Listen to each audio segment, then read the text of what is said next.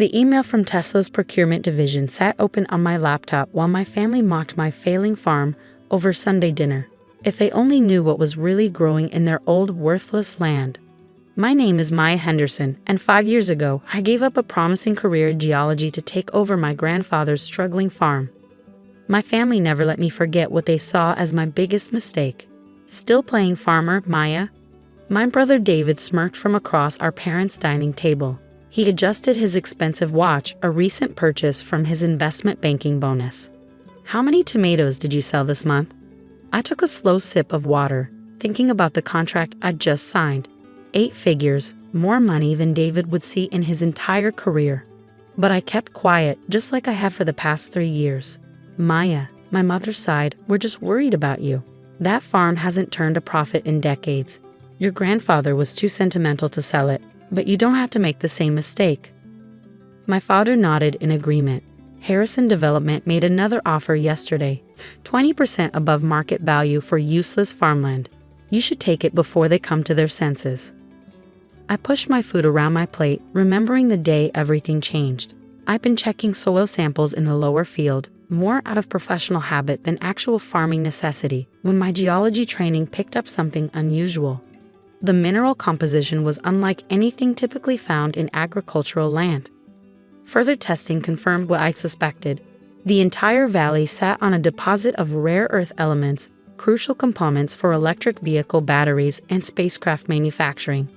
My grandfather's worthless farm was sitting on a gold mine of neodymium, dysprosium, and other minerals that tech companies desperately needed.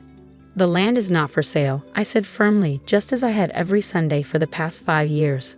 My sister Emma rolled her eyes. God, you're so stubborn.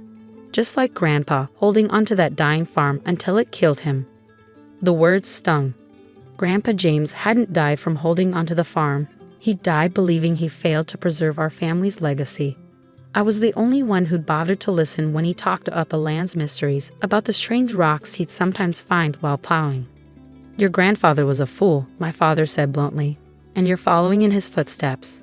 At least David and Emma made something of themselves.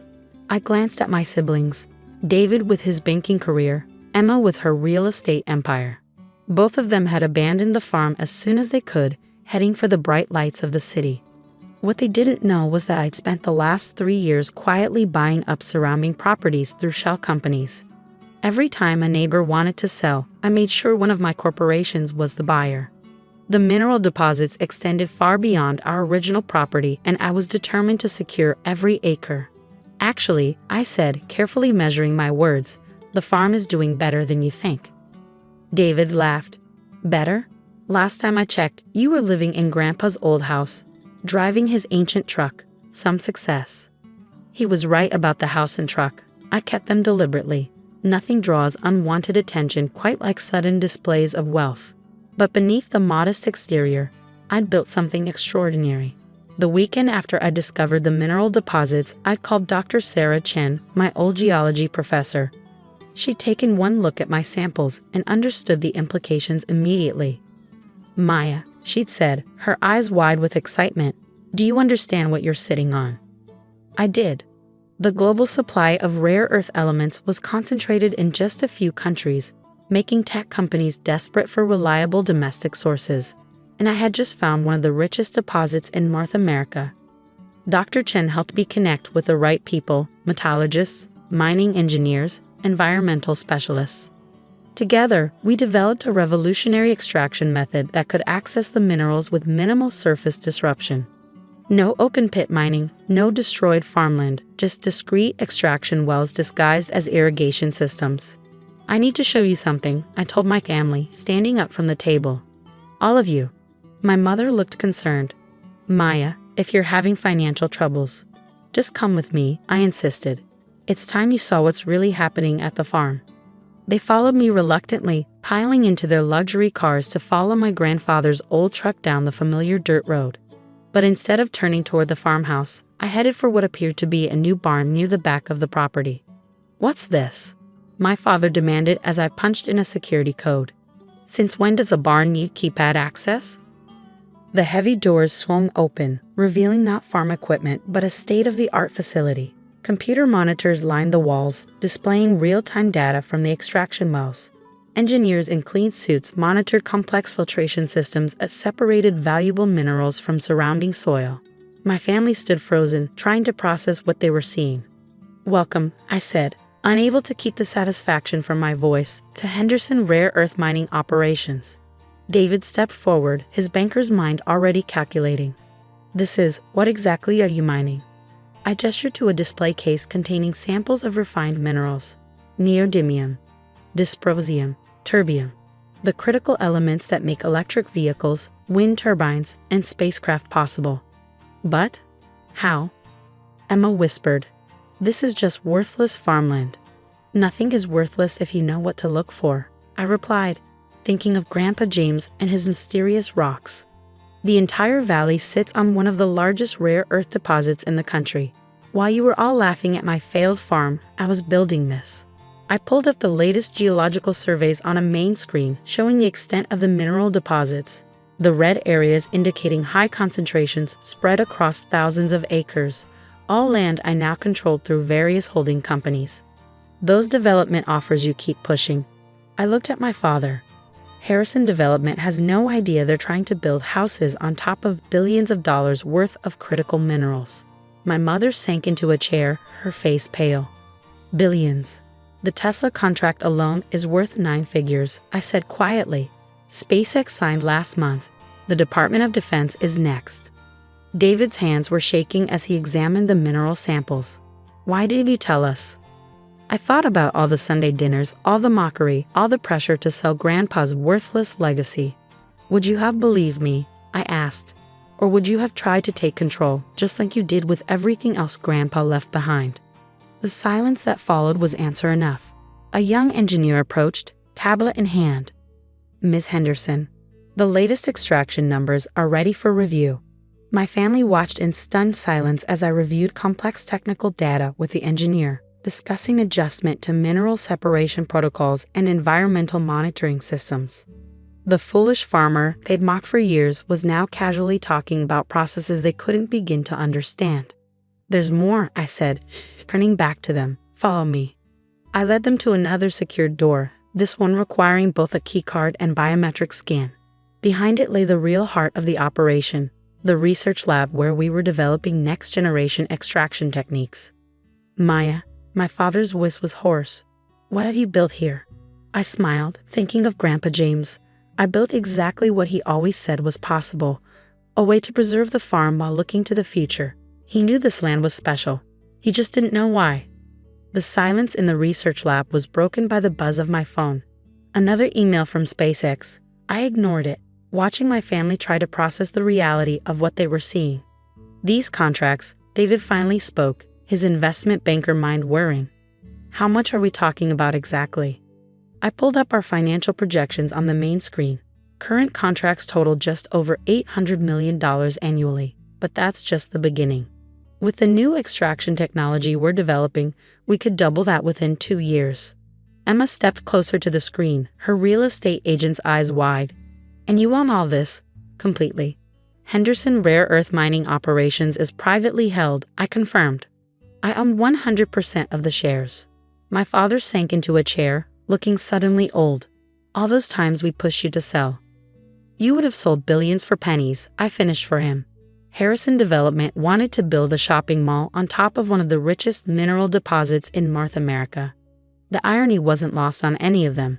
For years, they pressured me to do something with the land, to stop wasting my potential like Grandpa James.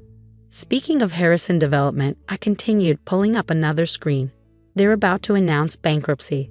Seems they spent millions optioning land for their development project, land that's now worthless for building. "Because you bought everything around them," David whispered, understanding dawning. "Through shell companies. That's why there were so many mysterious buyers. It was all you." I nodded. The mineral deposits extend for miles. I couldn't risk anyone else discovering what's down there before we were ready. My mother dabbed at her eyes with a tissue. "Your grandfather, did he know?" "He suspected something," I said softly. "He used to tell me stories about strange rocks he'd find while plowing. About how the soil here was different. Everyone thought he was just being superstitious, but he knew this land was special. Just then, Dr. Chen walked in, carrying a tablet filled with new test results. She stopped short when she saw my family. "Sorry, Maya. I didn't realize you had company." "It's fine," I assured her. "Family, meet Dr. Sarah Chen, our chief scientist and the person who helped me confirm what we discovered here." Dr. Chen smiled. Maya's being modest. She's the one who first identified the unique mineral composition. I just helped with the analysis. "But how?" David interrupted. "How did you build all this without anyone knowing?" I walked over to a wall of photographs, the operation's development timeline. Slowly, carefully. The first year was just research and testing, making sure we could extract the minerals without damaging the environment. Then we brought in engineers, developed new extraction methods, built the processing facility piece by piece. All while pretending to be a struggling farmer, Emma said, a note of admiration creeping into her voice. "The best way to keep a secret is to give people what they expect to see," I replied. Everyone thought I was failing, so no one looked too closely at what was really happening. A young technician hurried in. "Ms. Henderson, the DoD representatives are here for their tour." My family stared as three serious-looking government officials in suits were escorted in.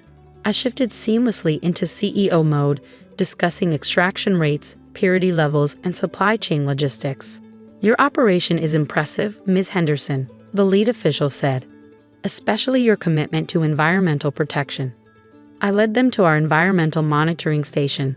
We've developed a closed-loop extraction system.